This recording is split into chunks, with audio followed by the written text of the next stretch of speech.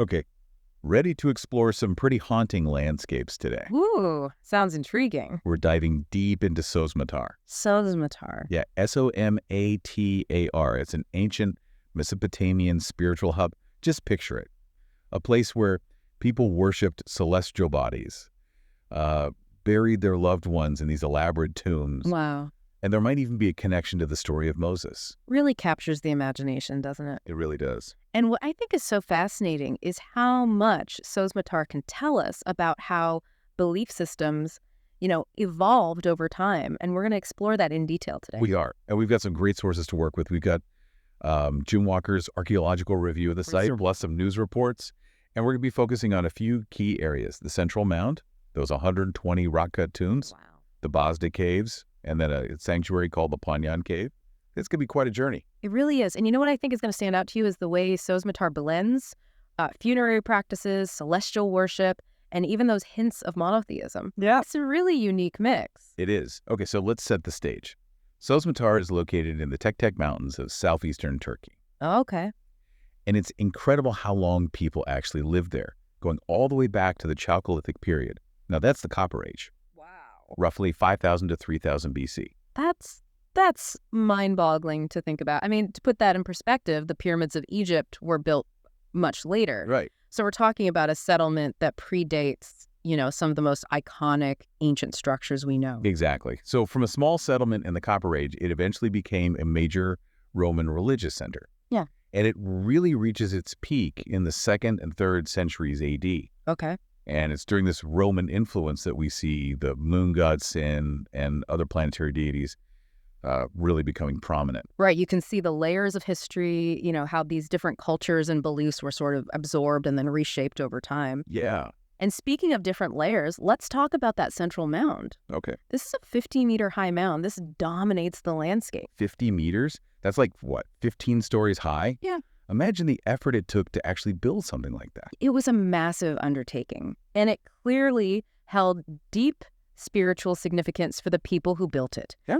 The mound itself was an open-air sanctuary dedicated to Merilate, who they called the Lord of Gods. So this wasn't just a random pile of dirt, right? It was a deliberate construction. Exactly. A focal point. Yeah, and get this. Surrounding this central mound, there are 7 temples, each one carefully aligned with a celestial body. We're talking the sun, the moon, Mars, Mercury, Jupiter, Venus, and Saturn. Wow, so they weren't just worshiping, like, the stars in a general sense. They were very specific about which celestial bodies they honored. Right. That's a pretty sophisticated understanding of astronomy for the time. It is. And it suggests a worldview where the heavens played a very significant role in their lives. It wasn't just about what was happening on Earth. They were very much connected to the cosmos. It also makes you wonder about their rituals, right? What did their ceremonies look like?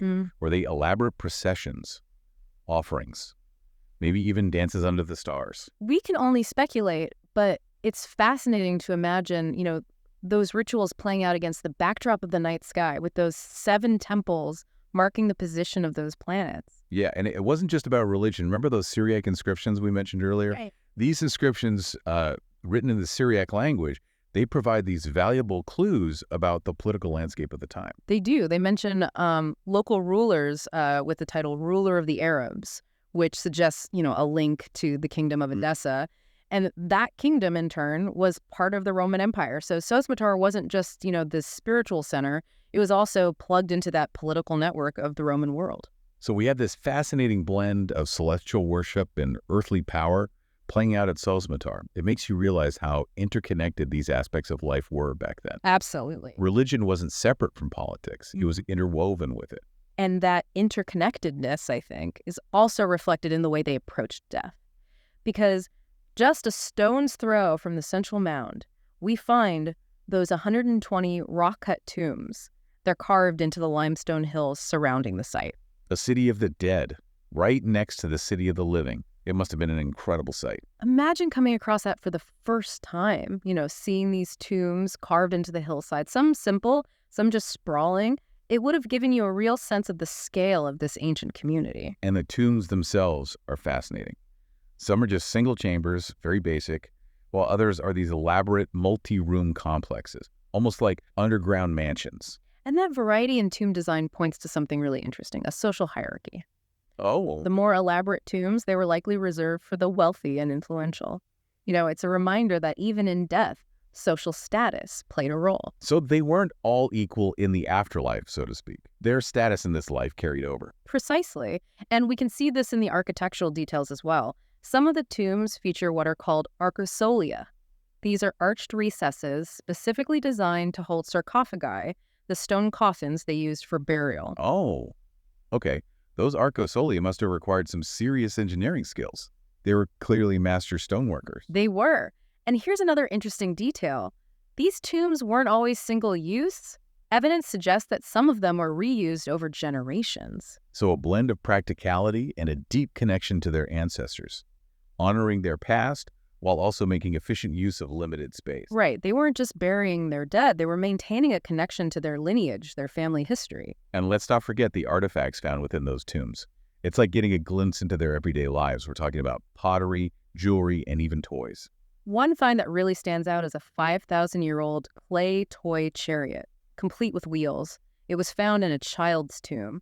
Can you imagine a child playing with that toy all those years ago? It's a powerful reminder that these weren't just names etched in stone.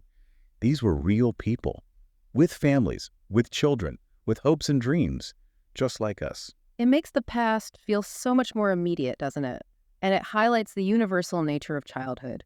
Kids have always loved to play, to imagine, no matter what time period they lived in. Absolutely. And speaking of imagination, let's shift gears and talk about how those incredible tombs, temples, and other structures were built. Because to do that, they needed a lot of building material, specifically limestone. And that's where the Bazda Caves come in. These caves weren't just holes in the ground. They were a vast network of tunnels and caverns. Wow. A testament to Roman engineering and the sheer scale of their quarrying operation. It's mind-blowing to think about the effort that went into extracting those huge limestone blocks. How did they do it without modern tools? Well, the Romans were masters of engineering, and they employed some pretty clever techniques. For example, they used a method called pillar and chamber, where they would leave these pillars of limestone to support the roof while extracting the surrounding stone. So it was like a giant underground chessboard with pillars holding up the ceiling. And this ensured structural stability while allowing them to maximize their yield. Exactly. And they were also very systematic in their approach. Evidence suggests that the average size of the limestone blocks they extracted was standardized, approximately 2 cubits by 1 cubit. A cubit, by the way, is an ancient unit of measurement, roughly the length of a forearm. That makes sense. Standardization would have made construction much easier. You can picture them stacking these uniform blocks like giant Lego bricks. Precisely. And that attention to detail, that focus on planning and organization, is evident throughout Sogmatar. It speaks to the skill and ingenuity of its builders. And it wasn't just the Bazda Caves, right? Yeah. There's also evidence of above-ground quarrying. Archaeologists have discovered areas where they systematically cut stone blocks using metal chisels and wedges. Yeah, it's like they took a giant cookie cutter to the landscape, extracting these perfectly sized blocks for construction. There's even an unfinished lion relief at one of these quarries. Really? Yeah, it's massive, over 3 meters long and wide. And it was likely intended to be a guardian figure for the city gates. Wow, it's incredible to think about the artistry and skill involved in creating such a large-scale sculpture. It speaks to the ambition and vision of the people who built Sogmatar. They weren't just building functional structures, right? They were creating works of art, statements about their beliefs, their culture, their place in the world. And speaking of art and belief, there's one more location we need to explore in this part of our deep dive. Okay. The Pognon Cave. It's a site that's both awe-inspiring and mysterious. Yeah. This cave, named after its discoverer, Henri Pognon, is tucked away northwest of the main castle area. And it's not just a cave, it's a sanctuary, carved into the rock and adorned with those Syriac inscriptions we talked about earlier, as well as human reliefs. And what's particularly interesting about the Pagan Cave is its focus on the moon god, Sin. The inscriptions and reliefs found here highlight the central role that Sin played in the religious life of Sogmatar. It's like stepping into a different world, a world where the moon held a power we could barely imagine today. It makes you wonder what their beliefs about the moon were, you know? Was it seen as a benevolent deity, a protector, or perhaps a more ambiguous figure with both positive and negative aspects? It's a great question. The cave itself is also fascinating. It's well preserved, and it has this really unique acoustic quality. The way sound resonates within the cave suggests it might have been used for rituals, maybe even chanting or music. Can you imagine the priests chanting? Their voices echoing off the walls, creating this, otherworldly atmosphere. It must have been a powerful spiritual experience. Absolutely. And it wasn't just the acoustics, it was the visual imagery too, right? The inscriptions, the reliefs, the play of light and shadow within the cave. Right. All of that would have contributed to that ritual experience. And there's another aspect of the cave that's worth noting. Its symbolic significance. Caves, by their very nature, are these hidden, mysterious places, right? They represent a journey into the unknown, a connection to the underworld. So the Pognon Cave might have served as a symbolic portal to the realm of the gods, right? A place where the veil between the mortal and divine was thin. It's like a physical manifestation of their beliefs. Exactly. And it's that blending of the physical and the symbolic that makes Sogmatar so fascinating. It's not just about the structures themselves, it's about the layers of meaning they held for the people who built and used them. Well, we've covered a lot of ground in this first part of our deep dive. From the towering central mound to those rock-cut tombs, from the engineering marvel of the Bazda Caves to the mystical atmosphere of the Pognon Cave, we've only just begun to scratch the surface of Sogmatar's story. And in part 2, we'll delve even deeper. We'll explore the specific artifacts that bring those ancient inhabitants to life.